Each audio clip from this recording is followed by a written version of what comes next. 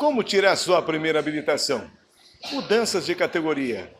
São essas dicas que você confere comigo na entrevista com o diretor de ensino, Roberto Bevilacqua, aqui da sua Autoescola Interlagos. Vem comigo!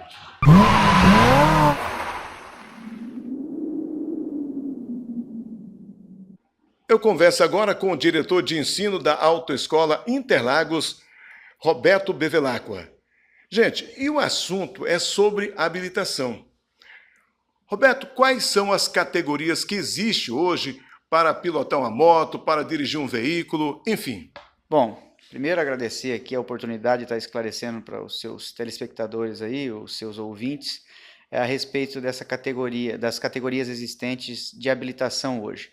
Sabemos que nós temos aí diversos veículos, né? Motocicletas, carros, caminhões, ônibus, e todos eles necessitam de uma habilitação específica para cada categoria. Hoje eu tenho a categoria A, que compreende as motocicletas, os veículos de 2 e 3 rodas. Tenho a categoria ACC, que é simplesmente uma autorização para conduzir ciclomotores, aqueles veículos que têm no máximo 50 cilindradas. E eu tenho as categorias já destinadas a outros tipos de veículo, como a categoria B. A categoria B de bola é a mais utilizada. Então a categoria B hoje é aquela categoria que você pode dirigir o seu veículo, levar seu filho para a escola. É um veículo convencional, desde que ele não ultrapasse aí no caso a quantidade de 8 passageiros no máximo, né? E também não ultrapasse o peso total bruto, somado entre carga, passageiro e veículo, a quantidade de 3.500 quilos. Isso é o que diz a nossa lei, né? E temos aí a categoria C, que é uma categoria já para caminhões, né? Que são os profissionais aí do volante, que vão pegar aí os seus caminhão-truque lá, os seus caminhõezinhos que não ultrapassem também, né, com reboque e semi-reboque acima de 6.000 quilos, nem o número de passageiros em 8. E a categoria D, que é uma categoria já específica para transporte coletivo de passageiros. Então, aquele condutor habilitado na categoria D é o motorista de ônibus, né, do rodoviário, aí, o que faz o transporte das pessoas dentro das cidades. E a última categoria é a categoria E, que pode englobar todos os veículos, é claro, que não incluindo aqueles veículos da categoria A e ACC, que não tem nada a ver com as categorias adjacentes, né? Agora, Roberto, quais as dicas para tirar uma habilitação? Bom, primeiro, para se habilitar hoje, a pessoa ela tem que ter uma idade, como é que se diz? Ele tem que ser maior imputável, ou seja, ele tem que responder pelos seus atos. Então, a pessoa ela tem que ser primeiro maior de 18 anos, não estar respondendo a nenhum crime de trânsito e não ter nenhuma limitação que a impeça de tomar uma atitude, uma postura correta na direção de um veículo, né? Que não a limite, né, fazer esse serviço. E, em geral, eu recomendo às pessoas que vão se habilitar procurar primeiro um centro de formação adequado. Muitas pessoas estão barganhando em termos de autoescola e buscando preço, né? Tem que lembrar o seguinte na hora de fazer habilitação. O centro de formação que você escolher, ele vai te habilitar para a vida. É uma vez só que você vai aprender a dirigir. Então isso tem que ser feito de maneira ética. Procurar centros antigos, centros que têm histórico, centros com bom índice de aprovação, centros onde você vai se sentir preparado para encarar o trânsito. Porque a vivência de trânsito, de Paula, ela é adquirida com o tempo. Então, hoje, o Detran, né, entende que a pessoa ela tem que passar por um período de experiência, que é o período da PPD, que são 12 meses dirigindo, né, sem cometer nenhuma infração média ou reincidente, né, em uma infração leve. E essa pessoa ela tem que, como é que se diz, vivenciar o trânsito. Não adianta ele chegar a procurar qualquer centro de formação de condutores aí, não fazer as aulas que são necessárias, porque existe uma quantidade de 25 aulas para quem vai se habilitar na categoria B e 20 aulas para quem vai se habilitar na categoria A. E essa carga horária ela tem que ser cumprida com excelência, ou seja, o aluno ele tem que assistir essas aulas, tem que participar, tem que vivenciar o trânsito, tem que ir para a rua. Muita gente se preocupa com esse negócio de, eu vou me preocupar com baliza, manobra. Esquece, a pessoa que vivencia um veículo, que tem o domínio do veículo, ela consegue sim, com certeza, estacionar o veículo, colocar ele em qualquer lugar. ele tem que adquirir primeiro o domínio do veículo e a confiança, porque a vida das pessoas que estão ali dentro dependem dela. Então, primeira coisa, ser maior de 18 anos, procurar um centro competente e idôneo para realizar essas aulas, certo?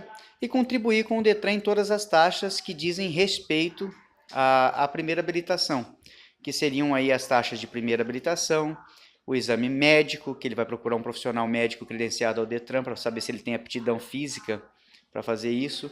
Ele vai procurar um psicólogo credenciado para saber se ele tem aptidão mental para estar tendo, como é que se diz, uma inteligência emocional na hora de agir dentro do trânsito, porque muitos vemos aí casos de motoristas que perdem o controle e acabam causando acidentes, ou seja, por um excesso de velocidade, pressa, como é que se diz? Por falta de respeito, na verdade, a não obediência às normas de trânsito, por não ter uma inteligência emocional, achando que o direito dele é maior do que os demais presentes no trânsito, né? Roberto, uma outra situação. Tem muitos pais que têm aquela dúvida. Se eu antecipar a idade penal, se eu fizer, digamos assim, a emancipação do meu filho, ele pode tirar a habilitação? Não, De Paulo, a Lei 9.503 ela é bem clara. A pessoa tem que ser maior de 18 anos, tá? Responder pelos seus atos e ela tem sim, como é que se diz, de acordo com a lei, ser maior que 18 anos. Não existe nenhuma lei que permita um jovem de 16 anos dirigir.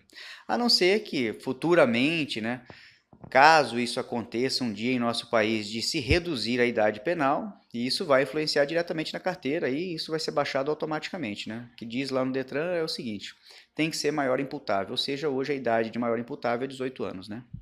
Agora, os critérios para as pessoas com deficiência se habilitar.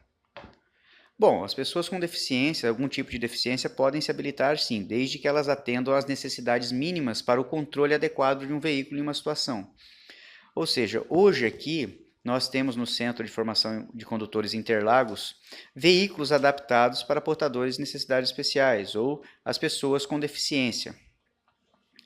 Então, assim, são veículos que têm adaptações múltiplas para vários tipos de deficiência. Primeiro passo, passar por uma junta médica. Ele solicita essa junta médica.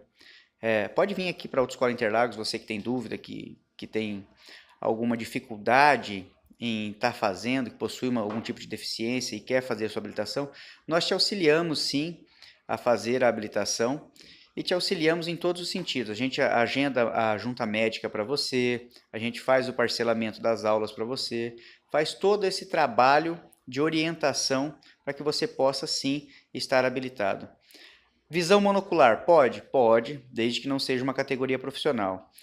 Eu perdi as pernas no acidente. Pode? Pode. Eu não tenho movimento da cintura para baixo. Pode? Pode. Quem vai determinar o tipo de adaptação que tem que ser feito é o Detran e a junta médica.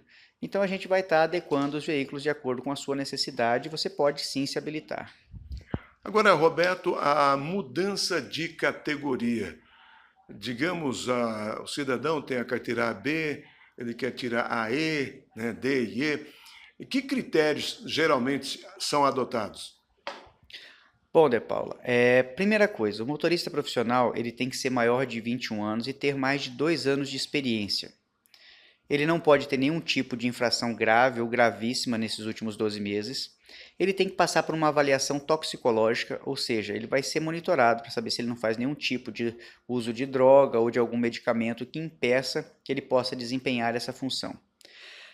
O motorista profissional ele precisa passar por aulas específicas nas categorias a qual ele está se habilitando. Por exemplo, se ele é da categoria B e ele pretende mudar a categoria para C, para dirigir um caminhão, primeiro passo, fazer o exame toxicológico. De mãos do exame toxicológico, ele procura um médico. Esse médico vai direcioná-lo à autoescola de novo, dizendo que ele está apto e limpo para fazer as aulas práticas. A autoescola solicita uma licença de aprendizagem e ele vai realizar as aulas mínimas, a quantidade de aulas mínimas realizadas pelo Detran. Se o instrutor considerá-lo apto para teste, vai encaminhá-lo para teste. Ele será avaliado junto ao Detran se ele tem o domínio da máquina ou não, se ele tem inteligência emocional suficiente para conduzir um veículo daquela categoria. Assim, então, após aprovado no teste, ele recebe a sua habilitação dentro de 2 a 3 dias. Ok, Roberto, prazer muito grande em tê-lo participando com a gente. E é claro, no próximo vídeo vamos estar falando sobre os altos índices de acidentes de trânsito que ocorrem em todo o país, né? Infelizmente, o Brasil, né, Roberto, continua sendo recordista em acidentes de trânsito. Exatamente. Bom, nós temos um problema sério aí com essa questão de acidentes de trânsito, né? Eu costumo dizer que o não cumprimento das regras, a não obediência é o principal fator que gera, né, esses índices de acidentes aí. Bom, e esse será o assunto para o próximo vídeo, o índice de acidentes em nossas rodovias, no trânsito em geral. Bom, eu quero convidar você que nos acompanha neste momento para se inscrever no nosso canal no YouTube. Bem aqui do lado tem o sino, tem também aqui o nosso link, você pode se inscrever no nosso canal no YouTube e depois clica no sino. Assim que a gente postar um novo vídeo, você vai ficar sabendo. Um grande abraço!